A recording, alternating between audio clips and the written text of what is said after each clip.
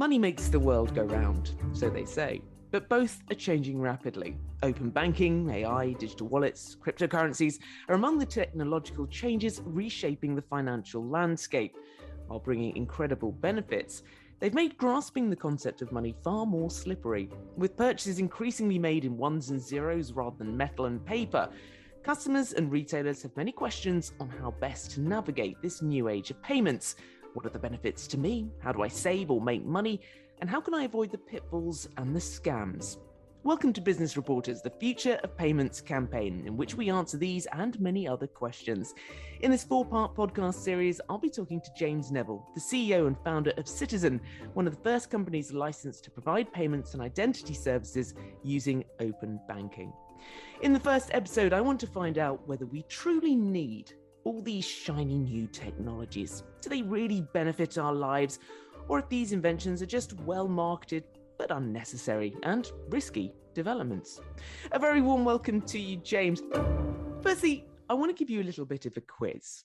No prizes, I'm afraid, but I want to get an idea of this changing landscape that I've just spoken about. So if you wouldn't mind, in 30 seconds, I want you to try to list for me as many recent innovations or changes in the payments industry as you can. Are you ready, James? Sure. Put me on the spot, why don't you? You're not going to miss something. Right, let's go. Okay, ready? Go. PSD2, open banking, crypto, digital wallets, NFTs, I guess you mentioned AI, buy now, pay later, contactless, Apple Pay later, the myriad of buy now, pay laters. There's about 40 of them in Australia alone. God, you really put me on. Neobanks, strong customer authentication. Oh, God, what else is there? God, I've actually forgotten all of them now. OTP. I got there in the buzzer. The point of the exercise, as I said, I'm afraid no prizes, James. You did very well, but clearly many changes. I'm sure afterwards you'll be thinking, oh, I forgot this one. It's fine. Oh, for sure. The past 5 years have brought more than the previous 50 years of these changes. But I want to ask, of all of the ones you've mentioned there, I mean, you don't have to go through them all, but there are so many. Are these truly useful? And if they are, who are they useful for? Or are they just unnecessary innovations for the sake of being innovative? I don't think payments is a sector, or fintech generally is a sector that just looks to be shiny magpies. It's all out to solve a problem, and the problem is either dimensions of the merchant, the person who's receiving money, or the consumer themselves. And really it's all about this kind of seesaw of fraud and friction. It's a bit of kind of cat and mouse game that you try to make it easier for people to pay, and then you've got the knock-on effect of the fraud rates tend to go up. But in terms of all the stuff that's happened over the years, I mean, it's so much nicer to be able to walk into a store without a wallet and just pull your phone out, double tap the button on the side and go beep. Isn't it nice when you go through the underground without paying? I mean, even when you don't even have an Oyster card on your Apple or Google wallets. And it's just fantastic to be able to walk around everywhere. And I'm a pretty forgetful person myself. I leave my wallet behind all the time. So, the notion of having we used to call it the remote control of your life, having your everything, your wallet in your pocket, but a digital wallet that does everything. Fantastic. But, there's places where it doesn't work. I went to a petrol station when we had the fuel crisis, and I had to queue up for what felt like 2 days, but was probably only about like 50 minutes. But got to the petrol pump, went to pay, and you had to put the card in the pump. I didn't have a card, I only had Apple Pay, but it hadn't caught up yet. So, sometimes there's this, there's people that kind of want to be on the forefront of stuff. And by the way, I don't consider Apple Pay on the forefront anymore, all the way kind of down to people that are lagging. But we're always trying to solve that problem of making it faster, easier, safer, more secure, smoother for people to pay and for merchants to get paid. So, I don't think it's innovation for innovation's sake, but there's definitely always an element of people that have to play catch up, and not everybody is sitting on the forefront of payments. Does it not feel like that we're always paying a little bit of catch up? There was a time when contactless cards was the thing, and then it was Apple Pay. What is the latest thing? It always feels like, as consumers certainly, but as retailers, we're always 1 or 2 steps behind the latest innovation. I mean, look, I remember all the way back to click-clack machines, and this anecdote of being with my dad and a guy in a Moroccan market shouting Visa, and putting one of those things and how long it took to make that transaction, right? And now look at when you make a transaction, it's, it's seconds. It's one like snap of the finger. That is really healthy for all parties. Conversion and actual acceptance are the two things that matter most to merchants. And we've seen over the years a bit of a kind of fight on that kind of fraud v friction angle where 3D Secure came along. And you remember that, for your listeners that don't know, 3D Secure is that password that pops up after you make a card transaction. You're like, oh, that memorable phrase. Now I don't remember my memorable phrase, and then you've got to abandon the transaction. So that's what's been going on for years. But then when you get into the realms of using something like Apple Pay or a digital wallet, you've got to the point where you're authenticating that on the phone, so you don't need to remember that memorable word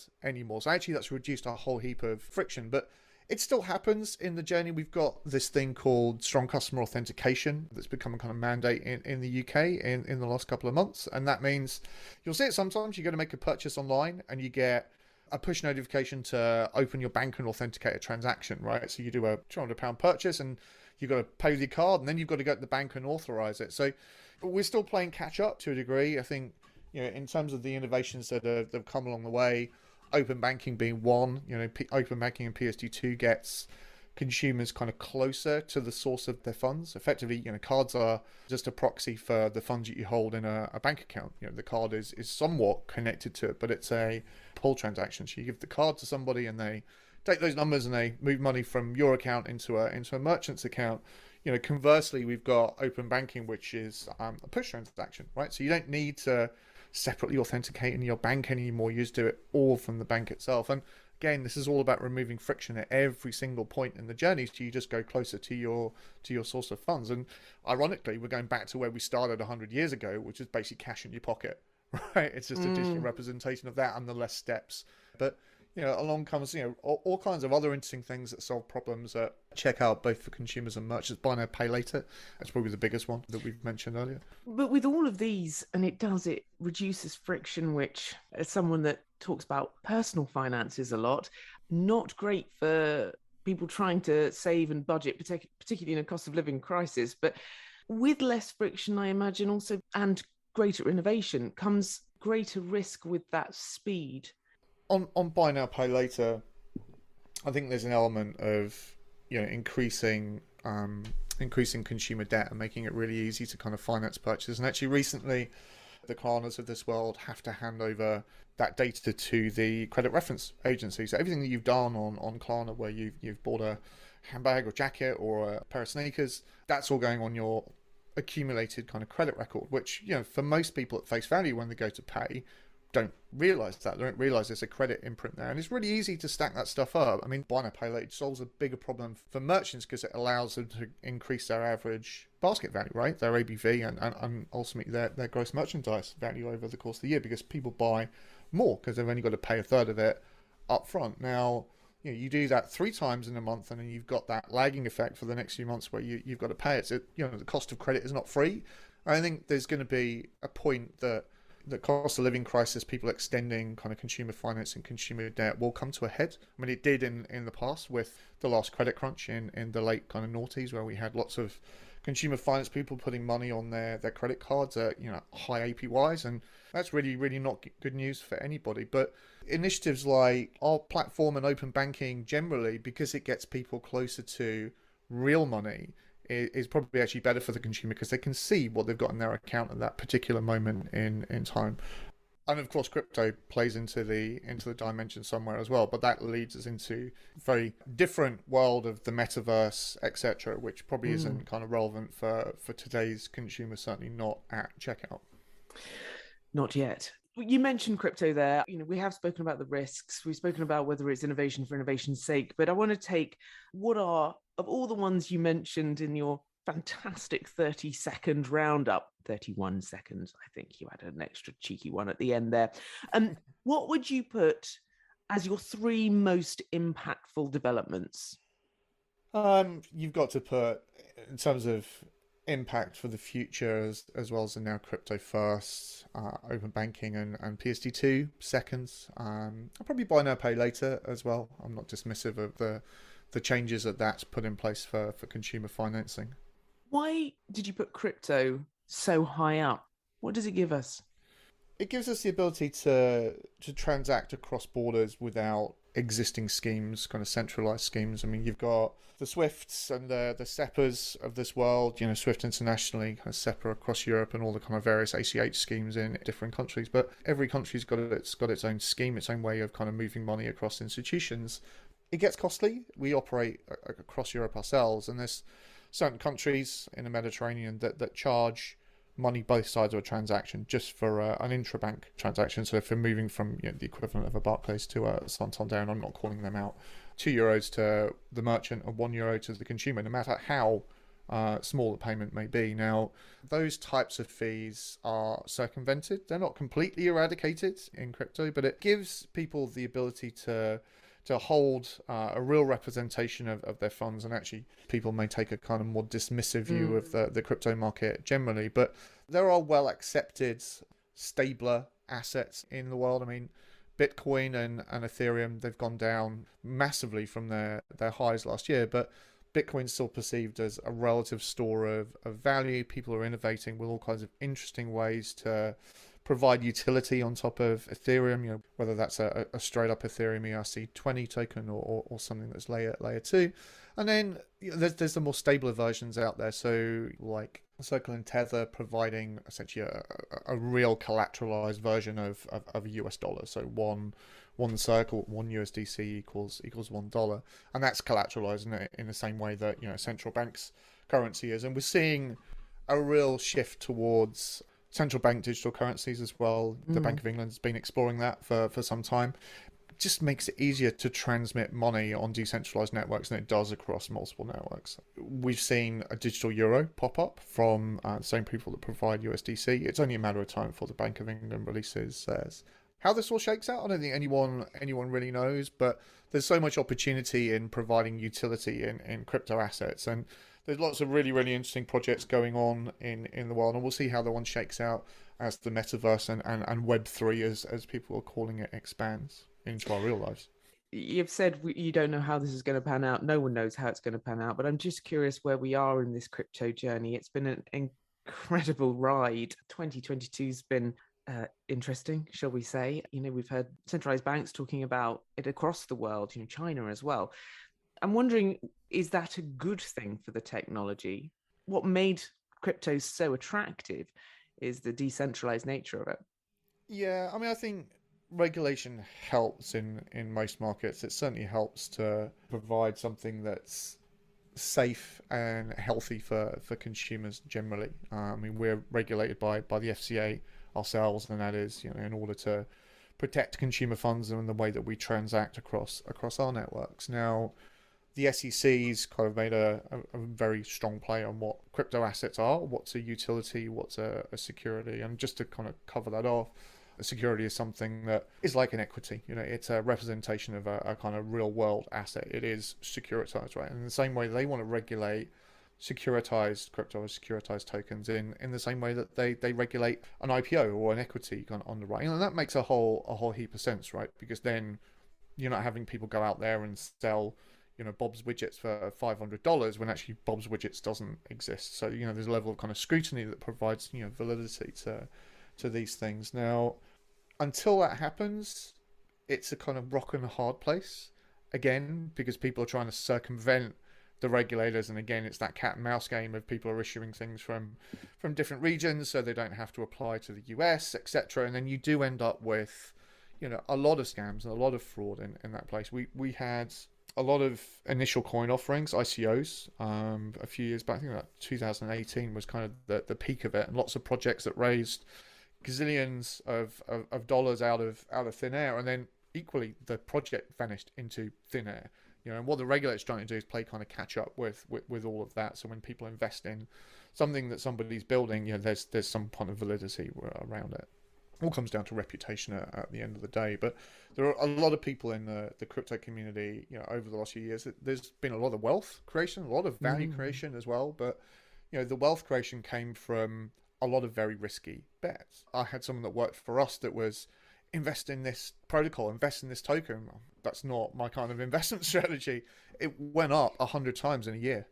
That's typically not my risk profile. But, for some people, they made a lot of money from it. The whole notion of, DeFi, decentralized finance, is fascinating. But then, of course, we've had the collapse of Terra Luna. So one of the stable coins, unfortunately, wasn't collateralized in the same way as some of the other parties out there, particularly kind of, Circle and Tether are collateralized with kind of real assets, real money, where Terra Luna was very synthetic.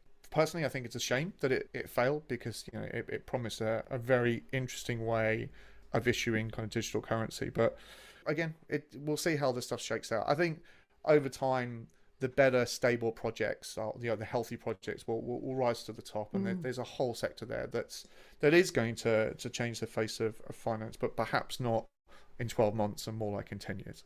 I guess if you can kind of shake off the headlines, then it's what's happening underneath. It's a new technology, and you still believe in what its, I suppose, what its fundamentals are and how it can develop. Yeah, I mean, everything's got a kind of cycle of life to it, and crypto's been through its peaks and its winters. It's in another winter right now, but there's all of this is still very early days when you think about how long physical money's been around. For example, this has got a a long way to go, you think. And so has open banking and PSD2. I mean, the regulations got to put it in place for 2019, or certainly on the payment initiation side of things. But the notion of account to account payments and move money from your account to a merchant's account directly through your bank is really, really novel for a lot of people. And we said this year, I think 10 million transactions in the UK is a goal. That's still not a lot in the grand scheme of things when you consider how many straight faster payment transactions, i.e. a bank transfer, as you would call it, or a debit or credit card transaction goes through. There's billions, come trillions of those every year. So it's still a real kind of fraction of the total payment volume. If you look at how the Netherlands behaves, for example, with Ideal, which is, again, account to account payment instrument that's been well embedded for many years, and most merchants in the Netherlands would rather accept that because of the lower fees than take a debit or credit card transaction. So it's got a massive long way to go, but different countries move quicker. The West, and certainly the UK's alliance to the US, has always driven cards as first and foremost in the checkout flow. There's all kinds of other weird and wonderful solutions out there. Asia Pac in the last 5 years has gone to, I think, 70% wallet-based transactions, and that's just because of the dominance of the super apps out there, from the Tencent to the Ant Financial kind of WeChat type growth. But completely different to Europe and America, which is about 23-24% is digital wallets. So open banking's got a long way to go.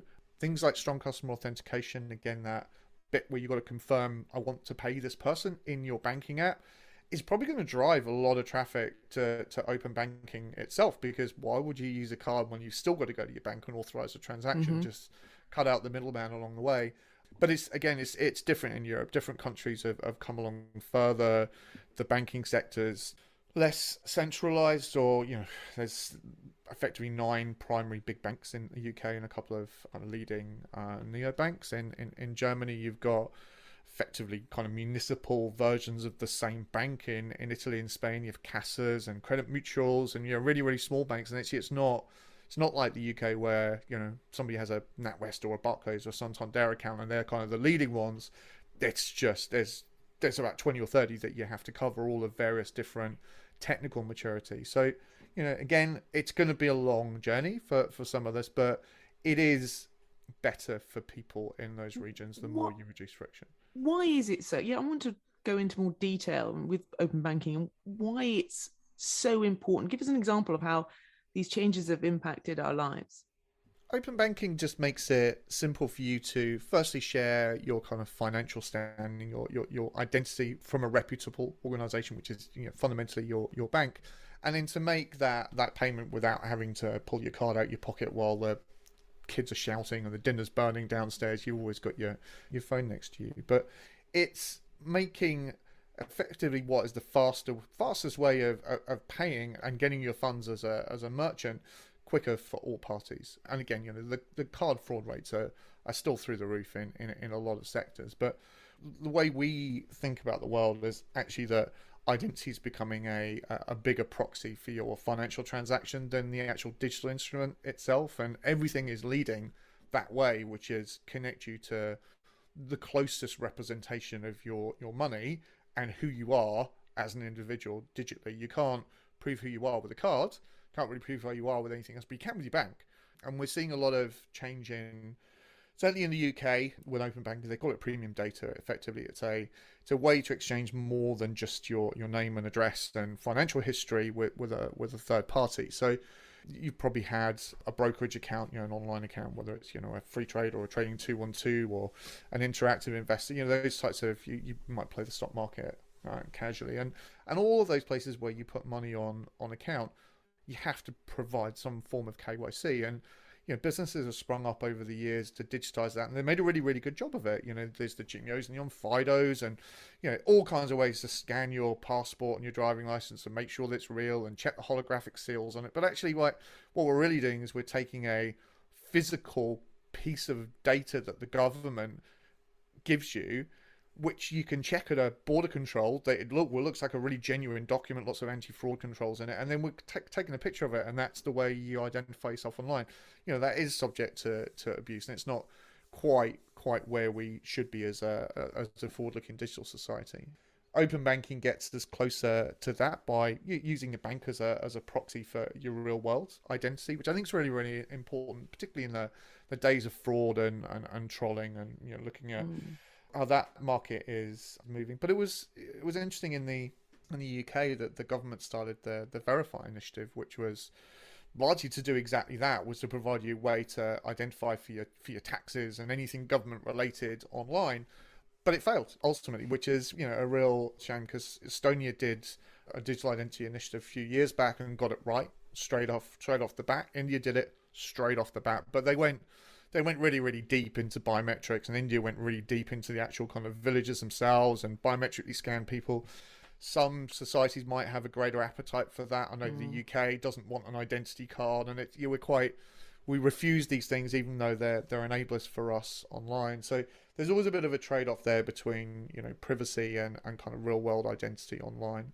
But yeah, it's fascinating how that we'll probably have another attempt at that as a government, as a society in the future. But if open banking enables that, then that's a really good way of kind of bridging the divide, particularly when you consent to any of the exchanges of identity yourself within your banking environment.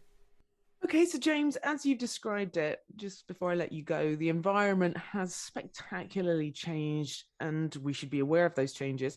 What are your key takeaways then? How should an everyday citizen, a customer or a merchant carry on? So key takeaways for me, I think merchants should be aware. Anyone that receives money, whether it's kind of online or physically in person, need to be aware that there's more options than just a credit and a debit card. There's lots of ways for them to receive money, which is cheaper to receive, faster, ultimately safer.